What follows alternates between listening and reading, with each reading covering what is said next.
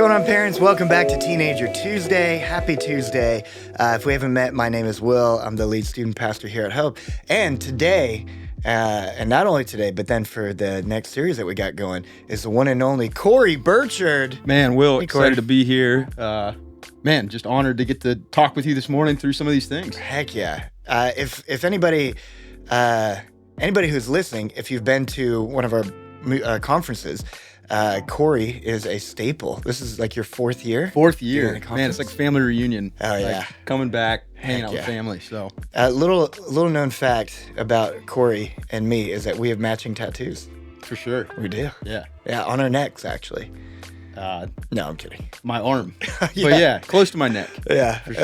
yeah, it's great. Cory, thank you for being here. Cory's a youth pastor out in Somerville, Charleston area, and he's going to be doing Culture Update with us, which is fun. Yeah, I'm getting the update as we're talking about it. So It's like, what's going on For in the sure, culture? yeah. Cory, one thing we do every time we do a Culture Update is like slang of the week. Okay. And this is a slang word that actually a friend of ours he like said this in an Instagram message.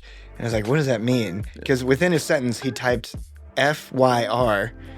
And I'm like, what? I don't really know. Is that an acronym? Like, is that a word? And so I Googled this like slang word because I learned a lot of slang words from E, who is also at the conference. I just laugh and assume I know what they are already. You know, like, I know exactly what you Yeah. said. I'm probably going to even mispronounce it. Fire? It's like fire. Fire. Fire. Fire. Fire. FYR. Right. Not an acronym. Like, that's cool. Or Yeah. that was awesome. yes, that's what it means. Fire. Yeah, it means like, that's freaking awesome. Right. Like Yeah, being it's here this great. weekend Yeah. is fire. Like, I know everybody on the podcast, you can't see Cory, but Cory's got his drip, his outfit, his drip is fire Yeah. right now. For sure. We sound so Okay. old. It feels weird even Yeah. like coming out of my mouth. Not gonna lie. Oh, I'm not man. sure. No. Even a kid be like, does he go home and say like, "Mom, that like mac and cheese you made was fire"?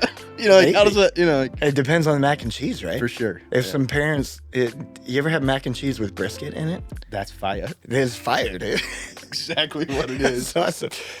Other stuff going on in the culture, parents. Something, this isn't like brand new, but it was something I don't think we've talked about on the podcast before, are these people who live stream and pretend to be NPCs. Right. So Cory, for parents out there who don't know what an NPC is, Right. let's start there. An NPC is like a non-player character. Yeah. Like so for a video game, a written in code person that's not actually being played by a real person. Right. You can and how they interact with animate and do Yeah. and all these things online. So Yeah, it's like this preset. You can't play as that character, but they have preset responses. Right. And then now people online will live stream pretending to be an NPC with only certain responses to Anything. donations that they get, emojis. It's weird. Yeah, they're imitating Yeah. what a non-player character in a game Yes. would do Yeah, it's as weird. if they were it. Yeah, And the and- way that social media is with filters and everything else now, like, it almost looks like it could exactly be that. I mean, when you showed me true. it yesterday, Yeah.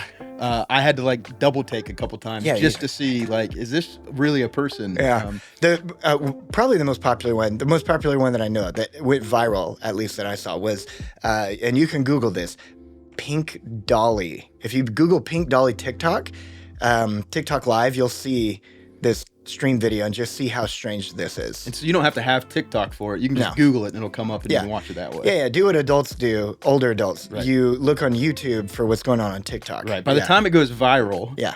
and then by the time I actually maybe see what it is, Yeah. it's no longer viral. No, but we see it on Instagram Reels For or sure. something like that. Yeah. So it's weird. But that's out there, parents, in case you didn't know. Also, the phrase sometimes that people are saying is, from this streamer on TikTok that's pretending to be an NPC, is ice cream so good. Ice cream so good. Like, it's weird. Yeah, that's Yeah. fire. Yeah, fire. Speaking of fire and weird, by this time, everybody kind of knows Beyonce's doing country music. Have you listened to those songs? I haven't. No? Totally. No, I heard one. Yeah. The like Texas radio. Hold'em Yeah. one? Yeah. But country's making like a huge storm right now. Like Dude, it in is. culture, like country music. And Yes. so it's Yeah. having its heyday. It is. Yeah, it's kind of becoming more and more like mainstream, not just like the pop side of it, but the country done by pop people. Which, how long ago was that Justin Timberlake did that? That was Man of the Woods. 5 or 6 years ago? I think it was longer than that, maybe. Really? Maybe. Dang, time flies. Yeah. Yeah. Well, and with Beyonce doing that too, I know a lot of people have Spotify and Apple Music.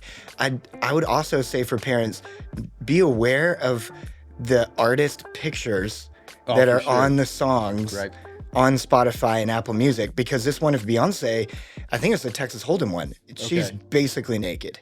And it's like, ugh.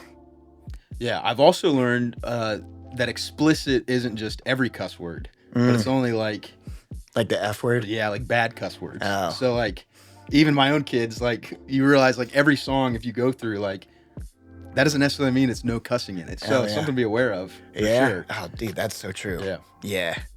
Yeah. Weird. Beyonce. I don't know. I feel like she hadn't had a good song or a popular song in a really long time, so she's like, I got to do something. Yeah. Country. Yeah. I mean, and bigger country news, I think, is obviously Toby Keith passing away. Rip. Maybe that's even why. Rendition, maybe, I don't know. An coming, honoring piece to bring to, who knows? But I think personally, like 90s, early 2000 country, like that's the country. Okay. Yeah. That's the fire country. Do you know like Coulter Wall? Have you heard of Coulter Wall? He's my favorite country artist. It's kind of more like, it's like a sub-genre. It's like outlaw country. Okay. But that kind of, a little more like, almost like grungy feel country, you know?